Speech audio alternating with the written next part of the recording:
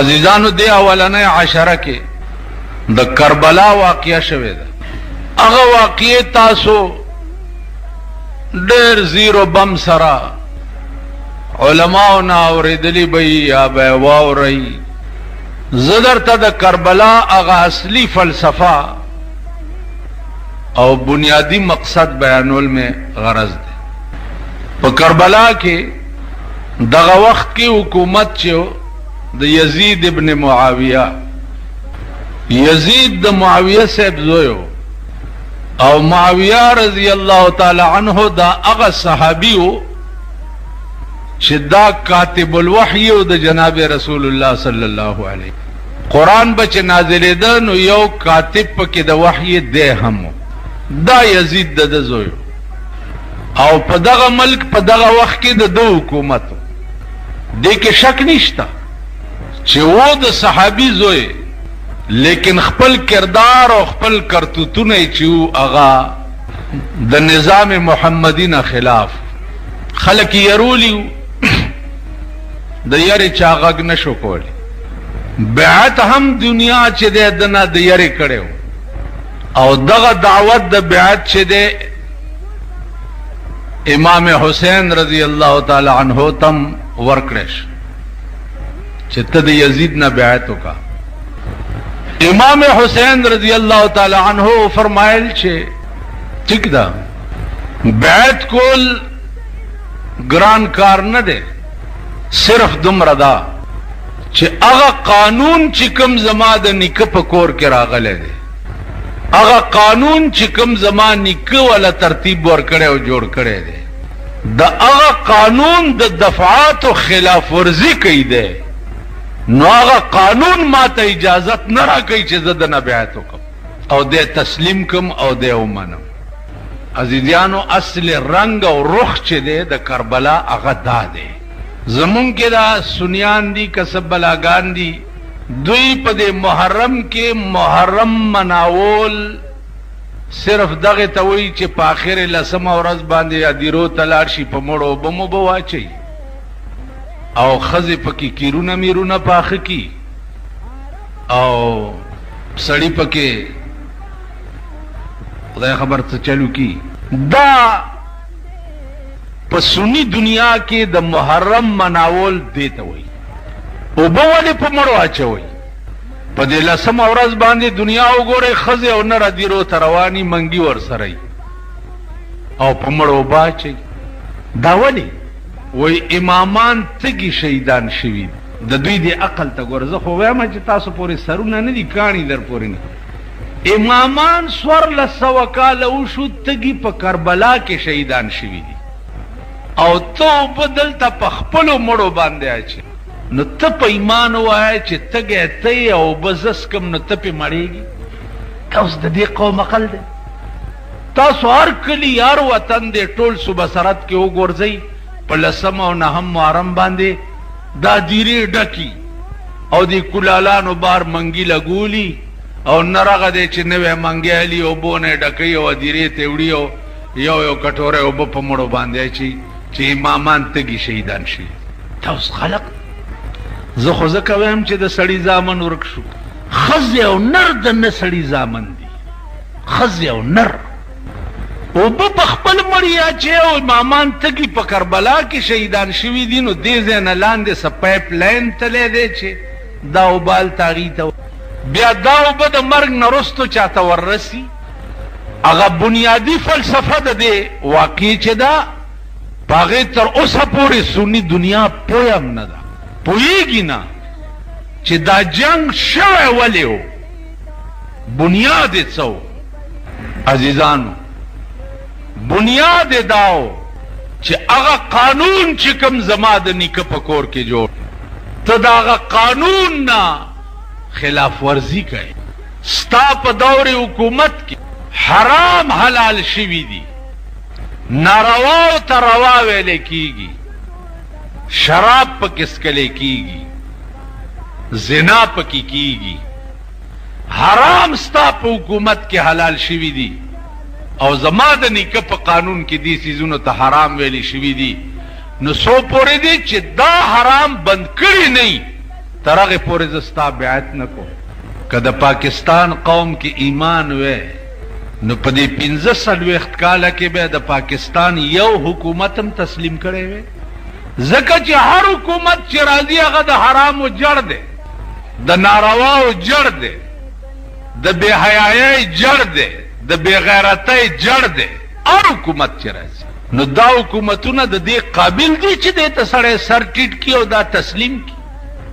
د امام حسین بنیادی جګړه دا وه.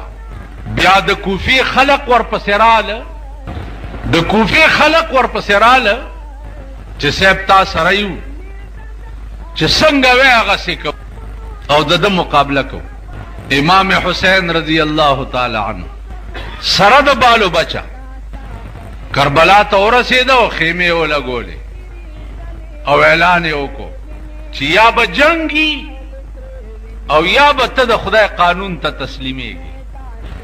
دغه وخت کې ابن زیاد په دغه علاقه گورنر و. ابن زیاد نامه یې وه، ده ته به یې وي ابن مرجانه. بادشاه حکم و چې ختم یې کوي. عزیزانو دا اهلی کوفه چې دي دا ټول ته وتښتېده په خاص وخت کې. امام حسین رضی الله تعالی عنہ صرف خپل خاندان 72 کسان پاتې شو. اوس څه کوي؟ دوی چې سر قربانوم، بچی قربانوم، لیکن د باطل پلاس کې لاس نگدم. ابن زیاد فوج راوستو ته غیر چاپیری په 72 کسانو باندې جنگ شروع کو چې دا 72 بدر باندې قربانوم یا به ته قرآن ته سرنگون کی. جنگ شروع شو. عزیزانو نمبر په نمبر د خاندان رسول بچی به قربانې ده نمبر په نمبر. په دغه وخت کې د شاه قاسم کویدن شوی وه. اوس خیمې لګېدلې دي او د شاه قاسم کویدن هم شوی ده، جنگ هم شروع دی. امام حسین رضی الله تعالی عنہ وی چې جنگ هم شروع دی خو کویدن چې شوي نو سنتو باندې عمل کول ضروری دی. راځئ چې دا ډولی م راوړو. امام حسین د یار په خط و خال باندې بچی قرباني، بچی په قرباني. زنانه ته وی چې دا د شاه قاسم واده پکې وکړي نو یو خیمې نه بلې خیمې نه ډولی م راوړ او دغه شهیدانو د وینو نکریزې لاس باندې جینۍ ته ولګو. د شپې ړومبی شپه ده، آواز وشو چې راوځه جنگ لا. توره راواغسته، ناوې ورته څه وایي، ناوې ورته څه وایي. ځانونو ته وګورئ، تاسو کې چې ودونه یي ځانونو ته وګورئ، ډولی ته مو ګورئ، هغه جنجونو ته مو ګورئ، وریجې چې پخ کړي خلکو ته ټوکرای ټوکرای کېږئ دغې ته وګورئ، دا غټ سریم چې والا راغوښتي دغې ته وګورئ، د شاه قاسم واده ته مو ګورئ. د شاه قاسم بی بی قاسم توی جانا نا مزه زمانا. د ړومبی شپې ناوې ورته.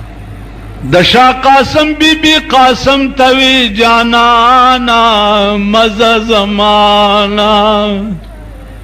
شمر ظالم بدی د غشو په باران وجنی، دا مظلومان وجنی. او دا څوک کوي دا کار؟ قرآن وائی د قرآن بیا خاوندان وجنی، دا مظلومان وجنی. امغه خلق وجل چې چا قرآن لستو او چا قرآن منلو. تاسو به وایي اوفو داسې کافرو چې چا قرآن وی او مغی هغه څوک وویشته چې چا د قرآن خاوندان اوج. قرآن تاسو ویلې دی که نه؟ د تاسو چې په چا ډس کوئ او څوک ولئ هغه قرآن مني که نه مني؟ نو قرآن وی او د قرآن خاوند وجنې که نه؟ و چې ووتو جنگ کې راګیر شو، شهید شو، د خیمې مخې له یې پرې کړی سر راوړو. ړومبی شپې ناوې ورته راووته او په مخې ورته لاس ووهل. علي اکبر نمبر راغی. الله اکبر. هغه ورځ د چا زوی شوی ما ته ښه نامه پې کېده، مال علي اکبر نوم پې کېده. ویره جي علي اکبر څه زړه نامه ده، دا سه نوې غوندې نامه وخایا. ما نوې نامه درته وخایم ویلې مال دغه نامه پکې ده، دلیپ کمار نامه پکې ده. نو چا څوک دی؟ مال د هندوستان یو مشهور ډم دی، پاکستان ته چې راغلی هم ډېر استقبال یې شوی و.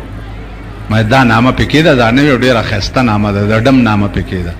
زه خدای دې د دغه زوی سر کپ په خوله که چې دا تا راوړی دی ورکېږه. علي اکبر وایي زړه نامه ده. دا خلق دی، دا څه قوم دی. اوس ما نه څوک تپوس وکړي داسې غوسه راشي ویم چې لخته را سره یو دا شونډې پې وپړسو، سخت ورید پرید کېږم. علي اکبر نمبر راغو، خیمه کې توره راواغست.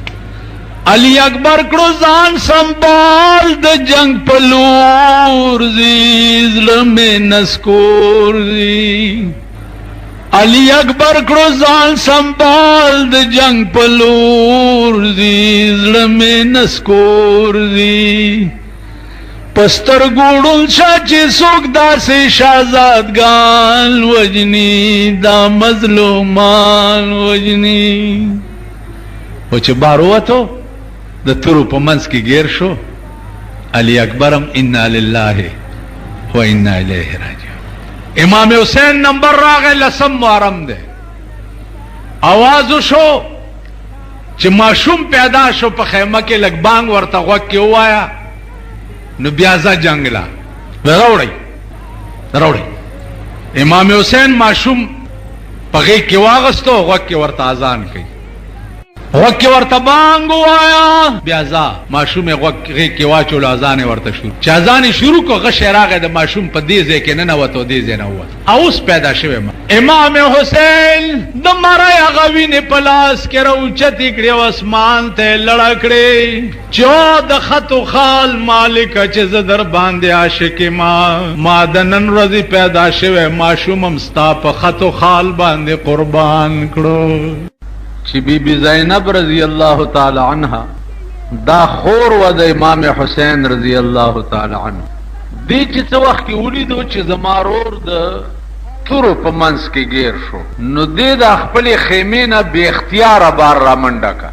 امام حسین رضی اللہ تعالی عنہ هغه جنگ پرېښو او خور پسې را منډه کړه، د لاس نه یې ونیوه او خیمې ته یې دننه کړه او ورته تقریر ورته وی چې خورې خبره واوره، کتا په خپل اختیار باندې په خپل اختیار خپل سطر مات کړو او پردي سړي ته ولیدې نو الله به سزا درکوي. اوس دا خبره امام حسین په داسې وخت کې خپل خور ته کوي چې تمام اهل بیت رسول د خیمو سره علال کړي پراته دي. د وخت ته وګورئ او د امام حسین خپل خور ته د سطر تلقین ته وګورئ. دا څه د عقل خبرې نه دي، نه دا د سوچ خبرې دي. دا هغه خبرې دي چې نه په عقل کې راځي، نه د چا په تصور کې راځي او نه د چا په سوچ کې راځي. عزیزانو چې په 10 محرم بالکل صفایا وشوه د ټول خاندان رسول. شاه قاسم د ړومبۍ شپې ناوې تی پاتې شوه، هغم قربان شو. علی اکبر غوندې زلمی چې ټوله کربلا به د هغه د حسن په تماشا وه. بیا په دې مړو جړا کوونکي بی بی زینب وه. علما لیکي چې بی بی زینب حسن دومره اوچتو چې په دغه وخت کې په مخ د ځمکه د زینبې عمره ښایسته ښځه څوک نه وه. چې 10 محرم ماښام صفایا وشوه نو د ابن زیاد فوج چې دی په خیمو حمله وکړه او د خیمو نه زنانا او ماشومان دا د فوج په بند کې لاستړلي راوویسته او یزید ته روان کړ. یو ډېر لوی ظلم بد شوی دی بل چې د ابن زیاد فوجیانو د امام حسین سر چې غوس کو نو هغې کې تار واچولو، امام زین العابدین ته په غاړه کې ځوړند کو. د هغه په غاړه کې دا سر ځوړندو، په دغه قافله د بی بی زینب کې زین العابدین هم روان. انتها د ظلم، انتها ده. عزیزانو هغه کم ظلم اهل بیت رسول د یزید سره یا د ابن زیاد سره کړو چې دومره عظیمه سزا ولا ورکړه. دا هم بنی آدمو چې دا چا د امام حسین په سر کې مزه چوله او زین العابدین ته په غاړه کې ځوړند کړو، دا مسلمانانو. او د یزید فوجیانو بیا هغه بیبیانې د خیمو نه راوویستې او یزید حکم کړی چې ماته پیش چې د یزید مخې ته پیش کړه. نو یزید ورته وویل چې ودلیدو د خپلو باغیانو حال. زینب ورته یو تقریر وکړو او په تقریر کې لویه خبره دا وه چې ماذا تقولون ان قال النبي لكم، او یزیدا که د قیامت په ورځ زمانی که محمد رسول الله در نه تپوس وکړو چې تا زمان وسو سره څه عمل کړی نو څه جواب به وکړې. علامه دمیری لیکلی دي د بیبي زینب په جړا کې دا خبره یزید ته مخامخ کول نو فدمت عینا، د یزید دواړو سترګو نه بې اختیاره اوښې راتوی شو. دا دومره عظیمه سانحه وه چې یزید کړي عموم ورته ټینګ نه شو ورته یې وجړل. نو عزیزانو دا سیزونه چې دي ذوقي دي. اوس دا خو د ابراهیم ذوق به ابراهیم ډړ ته پته لګېده چې زوی لالوم او دا د ابراهیم پړه به تېرېده. دا ذوق بی بی زینب ته پته وه چې د هغې پړه به څه